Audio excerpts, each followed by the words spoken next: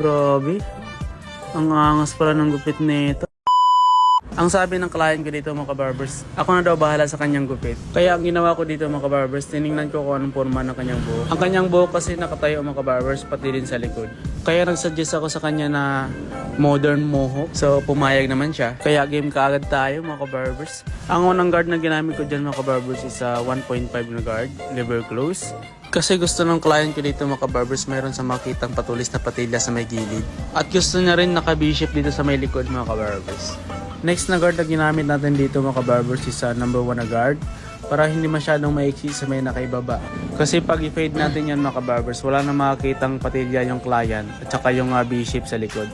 Kaya number 1 na guard yung ginamit natin sa pinakaibaba na yan. Next clip or bukom mga kabarbers. Tinanggal ko lang dyan yung sumusobra sa gilid. Tapos minintin ko yung straight sa gilid at saka yung V-shape sa may likod. Pagkatapos gumawa ako ng line up dito mga kabarbers. And then rekta na rin akong gumawa ng korte dito sa may gilid mga kabarbers. Para isahanan yung gamit natin ng trimmer. Tapos tinuloy ko lang dito sa may likod. Gumawa na rin ako ng V-shape dito. Pagkatapos mga kabarbers, nagpagawa na rin dito yung client na counting design.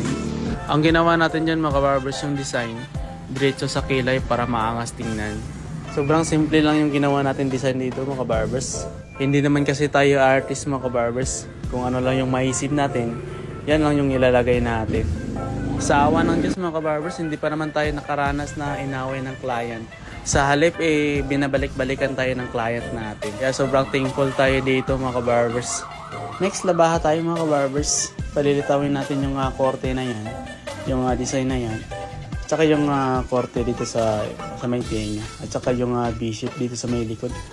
Ang bilis lang natin nakapaglabaha dito mga kabarbers. Kasi may korte na yung gilid eh. Ginawa natin dyan, sinalungat lang natin. And then nag-blower ako dito mga kabarbers. Tapos naglagay tayo ng wax. Para masunod natin yung gusto ng client na hairstyle dito. Gusto niya kasi dito nakatayo talaga sa itaas eh. Bumagay naman yung request ng client sa kanyang buhok. Yung ginamit ko nga pala dyan na suklay mga kabarbers, yung textured na suklay, yung malalaking ngipin. Maganda kasi dyan ang pang-design mga kabarbers dito sa buhok. So ito ng resulta mga kabarbers. Oh.